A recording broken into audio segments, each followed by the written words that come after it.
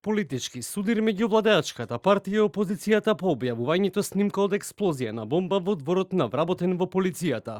Додека опозицијата отвара сомнежи за милионски тендери и сокривање информации од страна на МВР, власта ги отфрла обвинувањата како лажни вести и шпекулации. Генералниот секретар на СДСМ Александар Саша Димитриевиќ го повика јавното обвинителство да истражи безбедносен инцидент што се случил во населбата Бардовци во Скопје. Димитриевиќ рече дека според информациите кои ги имаат, Милко Бошковски, во чија куќа во Бардовци е фрлена бомба, е директно поврзан со кумот на премиерот Христијан Мицкоски, негов личен пријател и близок соработник. Причината за фрлената бомба според информациите од свиркачите, вели Димитриевиќ, е нереализиран бизнис договор со провизии. Бошковски е директно поврзан со кумот на премиерот Мицковски, негов личен пријател и според наши информации близок соработник. Ова не е само обичен безбедносен инцидент. Прашањето е зошто се крие од јавност овој настан. Која е позадината? Панчо Тошковски глуми експерт за вода, за хиперхлорирање, за чистење водоводи, прави се, само не си ја работи својата работа.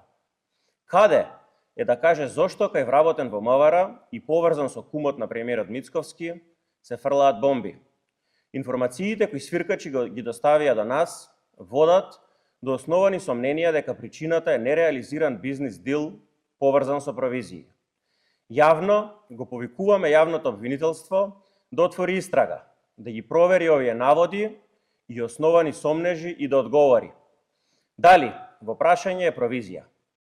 Како одговор на обвинувањата, владеачката партија ВМРО ДПМН со остра реакција ги квалификуваше наводите на опозицијата како фабрика од талогот на лажни вести и шпекулации без докази. Од партијата истакнаа дека инцидентот не бил сокриен, туку бил уредно евидентиран во официјалниот билтен на МВР. Фабрика од талогот на лажни вести повторно погреши. Прво, МВР има информирано за инцидентот во својот билтен. Ете доказ на фотографијата.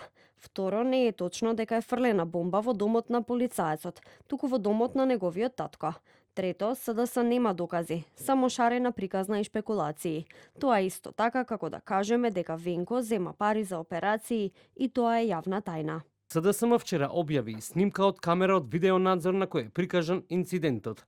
Јавниот дискурс остана поделен меѓу барањата за одговорност на високи позиции и институции како МВР и одговорите на владеачката структура која инсистира дека целата афера е политички мотивирана конструкција.